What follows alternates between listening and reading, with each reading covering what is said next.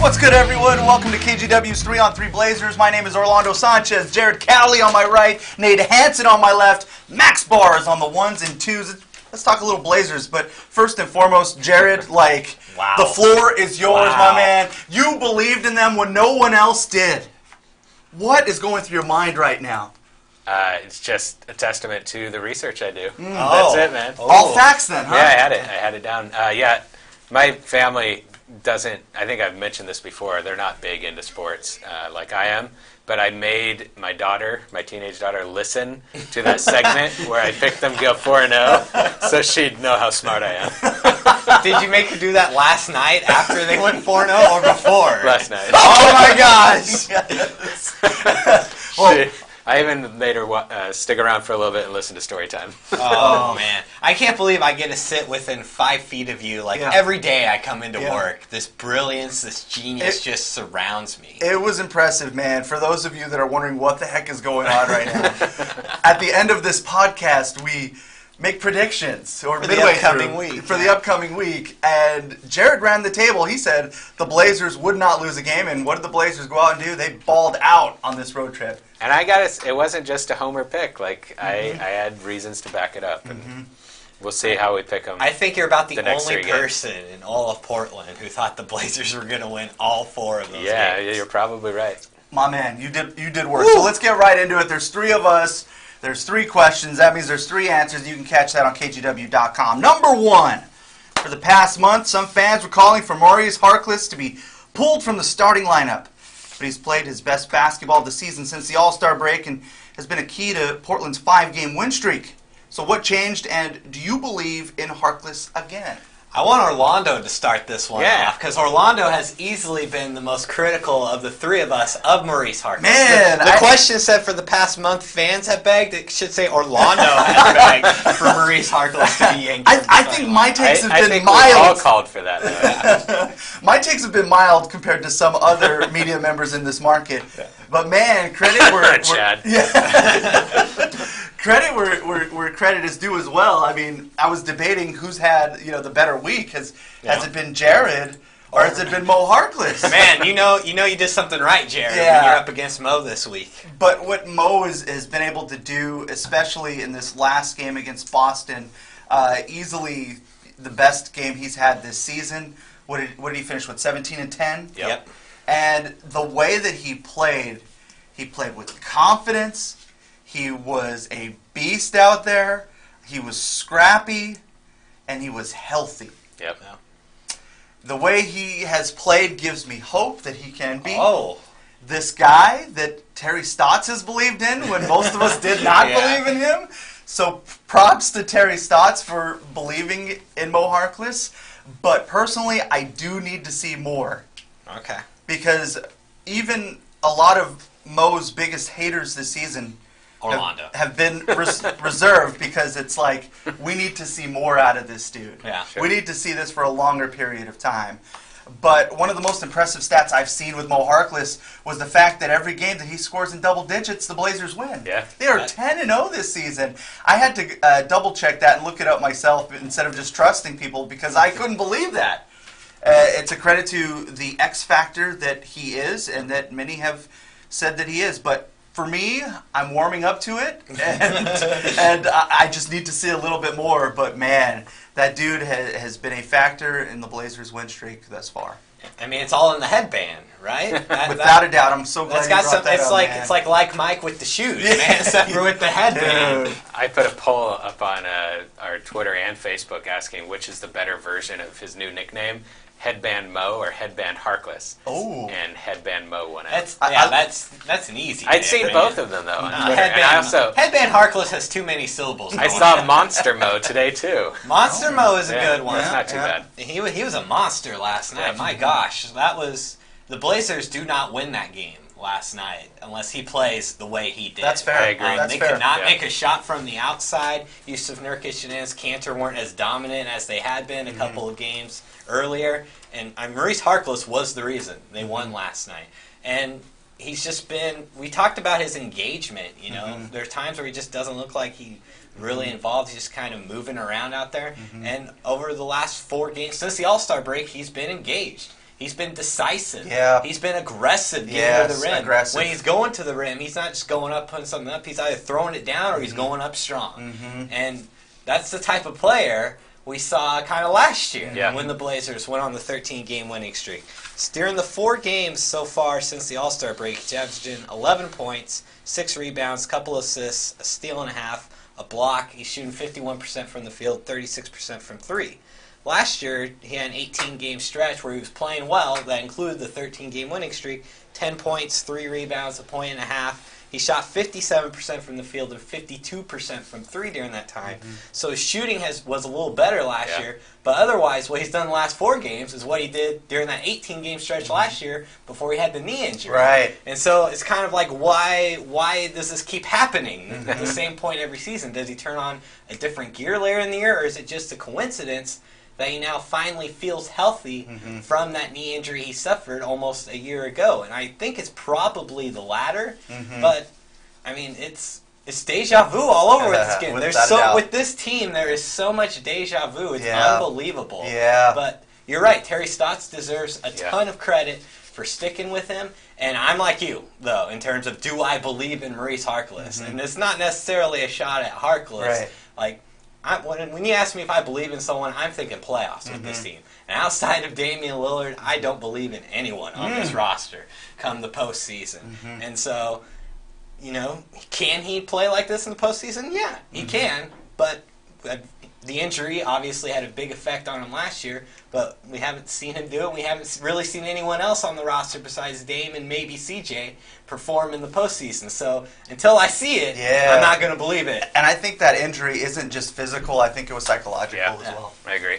I think we're going to keep saying this kind of whole thing about the playoffs until something changes. That's what it's all about. I don't think there's any way that I can disagree with you on that.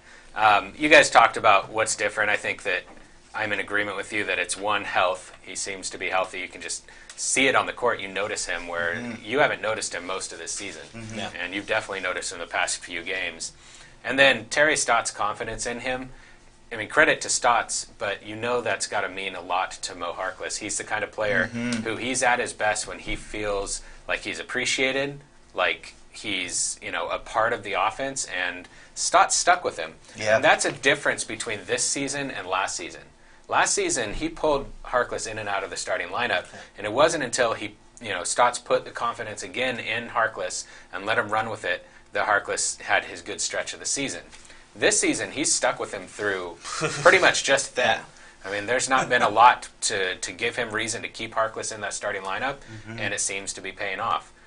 It's hard to see just, 4, maybe 5 games if you go back to the Golden State game as well and think, okay, this is Harkless and this is what he's going to be for the rest of the season.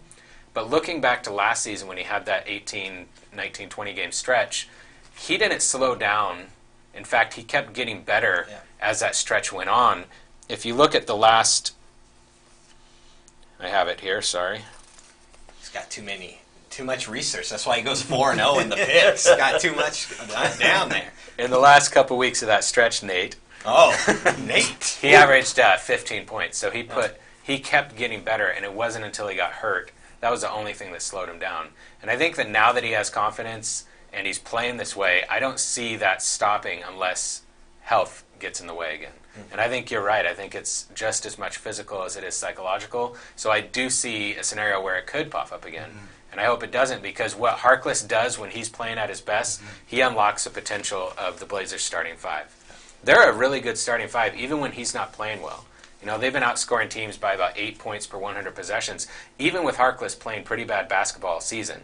But if you look at the past 4 games, they're outscoring teams by 37.8 points per 100 possessions. Maybe. I mean, that's not sustainable. Not sustainable, but if they're even close to that, that makes the Blazers almost impossible to beat. Yeah. I mean, that's how dominant the starting lineup has been, and that's what Moe Harkless, that's why Damian Lillard says he's the X factor, because no other player has the impact on that starting lineup that Moe can have when he's playing his best basketball.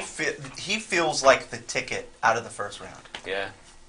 I might disagree many with that other a little things, bit. too. There's a lot of other factors. Before we move on to the next question, do you think, because you've talked about this before, not only did they have the All-Star break, but they had a stretch where they didn't play. They only played 6 games from January 30th to February 20th. Do you think that extended pretty much almost a month-long break is a big reason why Harkless may finally feel he's healthy? Yeah, it couldn't have hurt. Yeah, that's fair. That's a fair assessment to think about. That's a lot of rest. It is a lot of rest. And they were playing a lot of games at home. Yeah. It'll be interesting to see how he responds. He played 37 minutes last night. That's by far his season high. It'll be interesting to see how he responds, tomorrow against Toronto and going forward, if his knee gives him trouble going forward. Okay. Number 2. We're 4 games into Enes Kanter's tenure with the Blazers. Small sample size, but what are your impressions so far?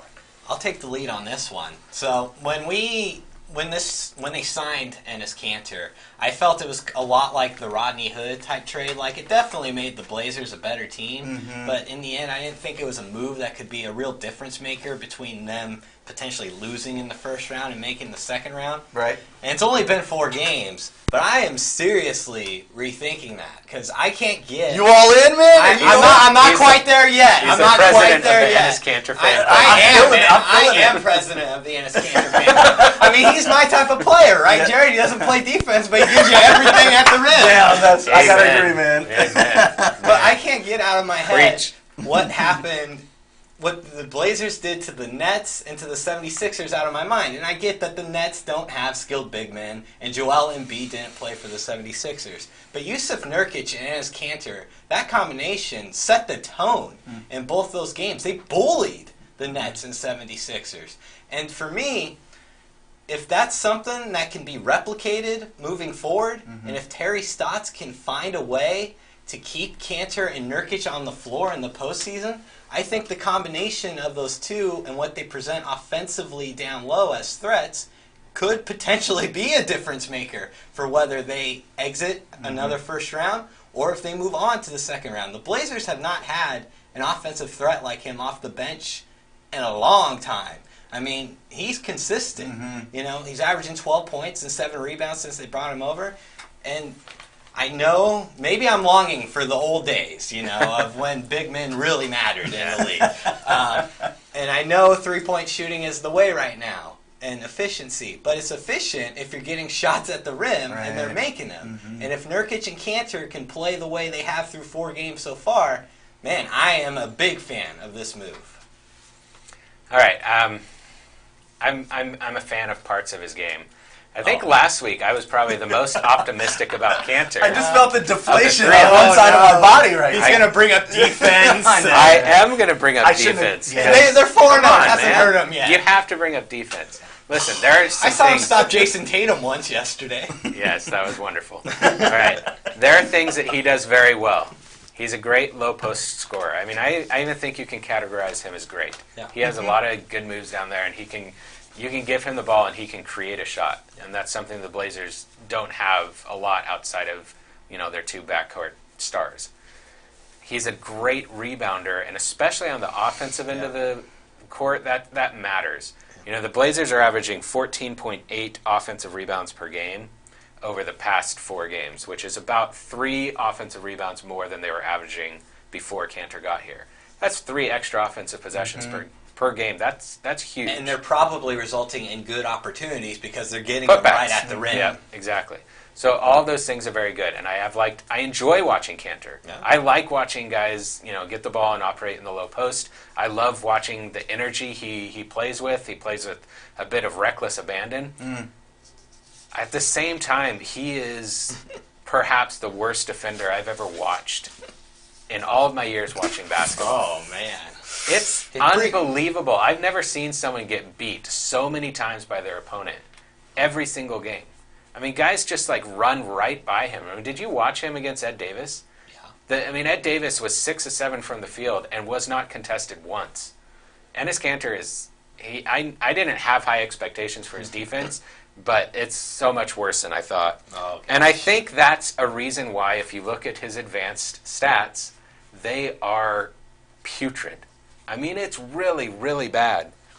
In the two most used lineups that have Kanter in them, the Blazers are being outscored by 33 and 40 points per 100 possessions. The Blazers are 40.2 points better per 100 possessions when he's on the bench. The defense gives up 12 fewer points per 100 possessions and scores 28 points more per 100 possessions when he's sitting on the bench. I don't think all of that is just because of Kanter. I think the bench is trying to figure itself out right now. I think they miss Evan Turner. Yes. They miss having a playmaker in that second unit because C.J. McCollum is not a playmaker, and neither is Curry. And I don't know, Damian Lillard doesn't play with that unit very often.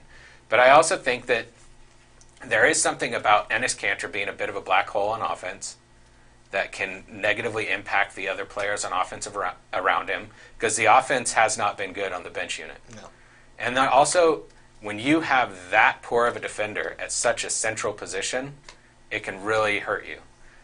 I hope that they can figure this out because, like you said, the starting lineup, the way they're playing right now, probably isn't sustainable at the level. I mean, they're going to be good, but not at this level.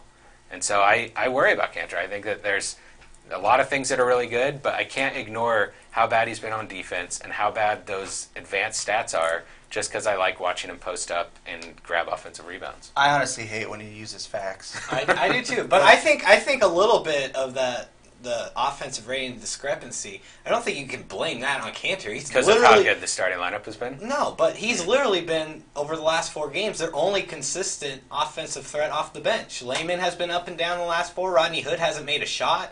Seth Curry has had 1 really strong game, but the other 3 not really there. And maybe you can argue that's a result of Kanter being in the lineup and him getting the ball down low and having it in his hands so much. But at the same time, if Kanter's not scoring the way he has, they're literally getting no production offensively from their bench. Yeah, I agree, but they were getting production before. Evan Turner was playing too. Yeah, that's true. Prediction time? You guys ready? Sure. Let's do this, guys. Question number 3. Blazers finish off their 7-game road trip with 3 games in the next 5 days. Friday at Toronto, Sunday at Charlotte, Tuesday at Memphis. Which games do the Blazers win? Which games do the Blazers lose? Well, we all know who's got to start this, No, right? yeah. I mean, it's honors, like in golf, right? That's fair. Yeah, that's fair. I'll take it. So the Raptors, all right, so the Blazers have won against good teams on this road trip, but every single one of those games, there was some factor that favored the Blazers. You know, with the 76ers, Joel Embiid wasn't playing. Against the Celtics are a mess right now, and they were coming off a tough back-to-back loss against the Raptors the night before. There's nothing wrong with the Raptors right now. They're playing great basketball. They're 26-6 at home. They've won 8 of 9. Plus, they're going to look to avenge the December loss that they had against Portland. Do you think they really remember that? Of course they do. Yeah, teams remember that stuff. They care. So I want to pick the Blazers to win. They're playing really well right now, and they could go in and beat Toronto, but I don't think that's a likely scenario. So I'm going to pick the Blazers to win. Oh, no! Sorry, man. Jared! I believe in the Raptors much more than I believe in some of those other Eastern Conference teams. Gosh. So, and then Charlotte and Memphis, man, they're just bad basketball teams right now. Yeah. Charlotte's lost 7 of 9, 3 in a row at home. The Grizzlies 6 of 8, 3 of 4 at home. Those are both wins. So even though I have them losing to the Raptors, 6-1 road trip. Yeah. If that's the way it goes, that's unbelievable. I was 7-0 though. I know. You made me greedy. I know. Hey, I wanted him to double if down. they go man. 7-0, I'll be very, very happy. Oh my gosh. Is there any way we can talk you into picking the Blazers over the Raptors? No, Like man. Enes Kanter won't be playing, Jared. Listen. You just said how bad he is. Layman's going to be hot. Zach Yeah. Collins Curry's is going gonna to be fill hot. up the stat Yep. sheet, baby. We might even get a Myers Leonard sighting. Oh. I man. actually did think about that if Kanter not being would allow the bench to play a little bit better, but Even him out, I can't convince you otherwise. no, man, because listen, the Blazers beat the Celtics last night by what? 5 points, 5 points. And the Raptors beat them by like 25 the night before. The Raptors Can't do transitive property though. Sure, like I that. can. I can do whatever I want. But the Raptors are a really good team, and I have to be realistic sometimes. Yeah, I'm with you. 2-1 week. Yep. Toronto is one of the best home teams in the league. They're taking an L. Yeah. I'm going 2-1 also the same exact way. Also, if I want to keep my lead, I gotta. You can't think about that way. I can't go outside the box You too can't think often. about it that way, Jared. I'm not. It's because you keep reminding him about what happened last year. It's not my fault he blew it in last week. Let him get reckless a little bit. Maybe we can catch him. Dude, just wait. The Blazers are gonna. What's gonna happen is the Blazers are gonna win these next 3 games. They're gonna be on 8-game winning streak. Jared's gonna pick them to win like 90% of the games the rest of the way. They'll only win like 70% of them, and either me and you will win season picks. I love it. So That sounds like a realistic scenario. As the great philosopher Damian Lillard once said, you know what time it is. Yes, I do. It's time for the best part of the podcast, people. Rip it! We're about ready to turn the time over to Mr. Max Barr. And Max Barr is the Clay Thompson of the 3-on-3 Blazers I like podcast. this. I like this. Wait, did I knew you you write did. this, Nate? I did not. I knew he couldn't cancel story time because Nate Hanson may be the biggest Clay Thompson fan in the world. He's I the still real remember MVP. the day. I still remember the day. It was shortly after I first started working here. I don't think I knew that Nate was a Washington State alum at the time, and I told him I thought Clay Thompson was overrated. He did. And I think his head exploded. Yes. Like right out there in the newsroom, it was disgusting. Oh man, It's still the dumbest thing you've ever said. I still feel that way some ways. But in all seriousness, I do think Thompson is a very, very talented player, and he's one of the more interesting, genuine players in the NBA. Heck yeah. Most of the time for story time, I like to go with funny stories, but this is a little bit more, well, it's less funny and more inspirational, let's say. In the 2016 Western Conference Finals, Thompson hit 11 three-pointers and scored 41 points. Yeah, he did. 19 in the fourth quarter. It led the Warriors to a win against the Thunder in Oklahoma City, sent the series to Game 7. The Warriors won Game 7 and advanced to the NBA Finals. But there's a lot more to that story of that exceptional Game 6 performance. Earlier that week, one of Clay's friends from high school, Philip Zarif, had lost his dog. His dog, a 13-year-old purebred boxer named Tyson, had died. It was an exceptionally painful loss for Zarif. In the morning of that Game 6, he said he was shocked when he received a text from Clay. The text simply said, "This one's for Tyson," before the game. Zarif said later of the text that Clay even reached out to me. It was epic. It's the biggest game of the year, and he's still thinking about my loss. That's Clay. So why is Max Barr the Clay Thompson of the 3-on-3 Blazers podcast? Not because he's overrated. Just like Clay. No, Max Barr is not overrated. Just like Clay, Max Barr is a cool, carefree, and authentic guy. I wish all of you guys could get to know him. Also, I've heard his outside shooting stroke is almost as pure as Clay's. It is time for Rip It, everyone. Take it away, Max. The real MVP also, just like Clay. My goodness. Yes. Wow, what a story. Yeah. That may be my favorite story time. That says a lot. I thought we were going to get into scaffolding and other Clay adventures. There's a lot of good I Clay love stories that. out Yeah, there, it could man. go a lot of different directions. I'm honored, guys. It's great to be back with another week of Rip It. The sun came out in Portland today. The snow is gone. The Blazers are on a winning streak. Is the sun going to shine on Nate Hanson this But- time? But it's been weeks since we've had a Rip It champion. I've just true. been too good. I've been disrupting your two's flow. Yeah. Will that change this week? Wow, what a setup. This guy. Let's find out. I'm not feeling good, guys. I don't think the sun is going to shine on me. Let's go back to Blazers at Nets. The question, which player will make the most three-pointers? C.J. McCollum, former Blazer Alan Crabb, or three-point contest champ Joe Harris? Nate, you decided to ride the hot hand with Harris. Jared, you also went with Joe Harris. And Orlando, you went with C.J. Congratulations. I think we all got it wrong, actually. We may have. Harris, 0 for 3. Yeah. Jerk. C.J., 1 for 6. Oh! Ouch. Alan Crabb, 3 for 8. Oh, of course! The Crab. Nobody gets that one. Don't believe in Alan Crabb. Yeah. I can't believe they signed him to that. Wasn't his nickname Cool Breeze? It may have been at one point. Blazers at Sixers. Doesn't ring a bell. The question was, which player would finish with the most assists? Philly's Jimmy Butler, new 76er Tobias Harris, or Evan Turner? I'm Jared, sorry, you went man. with Jimmy Butler. Orlando, you went with your man Evan Turner. Ouch. And Nate, you went with Tobias Harris. Because, as you said, without Embiid on the floor, Jimmy Butler's not passing to anybody. Yeah. Unfortunately for you, Orlando, Evan Turner, this was the first game he missed with Oh, a knee soreness. DNP. DNP. I got Welcome Nate. to the club, my friend. got How's Nate. it feel? It's not very good. Not very good. That's a tough one. Turner lets you So, down nothing in for every Evan which way. Turner. Jimmy Butler, only 2 assists. He ain't Sure. passing to nobody. Passed twice, apparently. Tobias Harris, 0. I win with 2 assists. Max does it again. Max does it So, again. congratulations on that one, Thank Jared. you. I'll take it. Let's move on to That was Blazers. my one opportunity to get one. He hurts my fantasy team, but helps me in Rip It. Blazers at Cavs. This was an over-under total points for Rodney Hood against his former team. And I put the number at 12.5. Not good. Jared and Not Orlando, good at you both said over. I think I'm at risk of an over. Nate, you went under. And Cha-ching. this was way under. Way Ching, baby. He only scored 2 points. Oh, Man, He Like I hasn't been said, very he hasn't good. made a shot. Well, he made one, apparently. I guess. Yeah, I was way off on that one. So, congrats to Nate. All right, we're tied. There we go. Maybe this is my week. Blazers at Celtics last night. things are looking up for you, man. The question was, which player will score the most points? Al-Farouq Aminu, Jake Layman, or Boston's Terry Rozier? Jerry, you went with Jake. I knew I went with Slayman. Yeah, Slayman. Not so much. Orlando, you and Nate both went with Terry Rozier. Oh, no, he did. Who picked up a DNP Oh, with knee no. soreness. Oh, Sorry, guys. Please tell me he got it wrong, at least. Nah, Jake Layman only had 5 points. yeah. Chief Aminu, 4. What?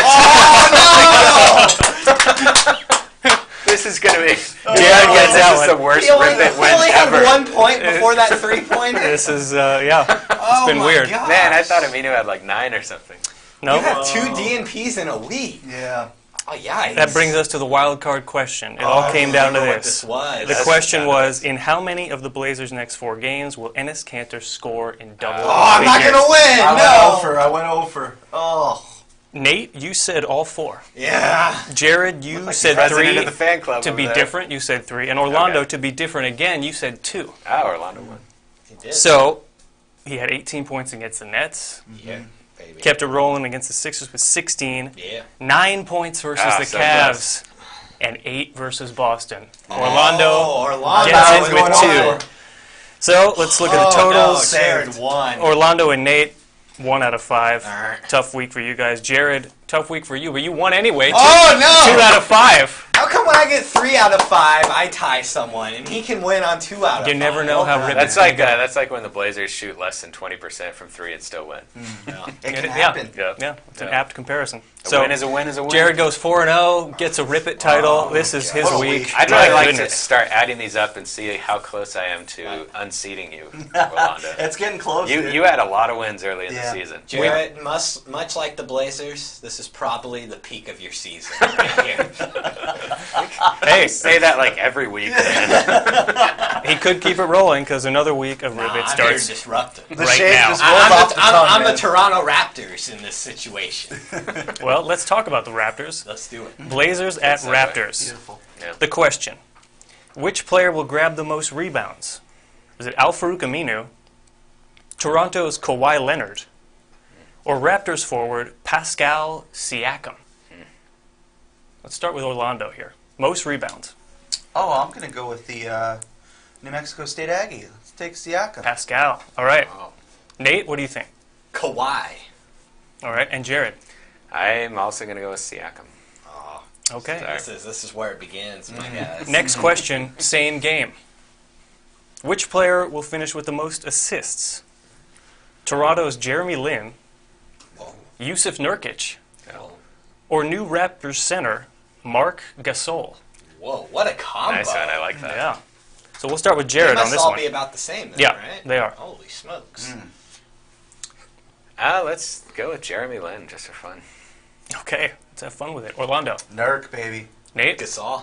All right, I like it Love when you guys it, all go in yes. different Yeah, directions. that's good stuff. I was going to pick him anyway, so I'm glad neither of you did. Worked out. Blazers at Hornets. Which All-Star will score the most points? Damian Lillard or Kemba Walker? Oh, this is a tough question. We'll start with you, Nate. Kemba. All right. Jared? I'm also going to go with Kemba. Orlando. I got to go different, man. I'll take Dame. Okay. Man, how are the Hornets still like the 8th seed? in the Yes, East? they are. Yeah, Yeah, they're like still 5 losing games record. under 500 or Oh, something in the gosh. eighth. Yeah. The East. Terrible. And then that moves us to Blazers at Grizzlies. The question is, who will make the most three-pointers? Justin Holiday of the Grizzlies, Jake Layman, Oh, yeah. or new Grizzly CJ Miles, former Raptor? We'll start with Orlando here. This is a layman all the way. Layman, all the way, okay. Nate? I'm sticking with the Raptors. CJ Miles. Okay. The Disruptor. Yes. And Jared? Who was the other dude? Justin Holiday. Sure, why not? Okay. Love it. You picked a Husky. Of course you did. And that brings us to the wild card I'm question. impressed you know that he's a Husky. Yeah, I forgot that too. Wild card question. We're talking about Dame's defense. Oh, nice. So he has increased his steals per game average in every month this season. So bear with me here. In the month of October, he averaged 0.6 steals per game. In November, 0.9 steals per game. In December, 1.1 steals per game. In January, he led the team with 1.5 steals per game, including a 5-steal game against the Thunder. Wow. And in February, he's leading the team again with 1.7 steals per game. Man, you went deep. And that includes one. another 5-steal game against the Spurs. Man. Woo. He's picking up his D.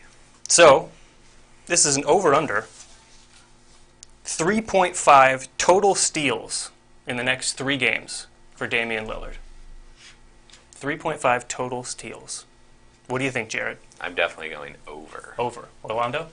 Over? Over. Oh, he's Yeah. going under, man. He's going Going under. He's not going to play the fourth quarter any of those You know, he's had games. some 0-steal games in there. Sure. So, you never know. Yeah. Okay. That was good. Yeah, he's picking up the steals. Something to watch. Interesting. That's it for another week of Rip It. Oh.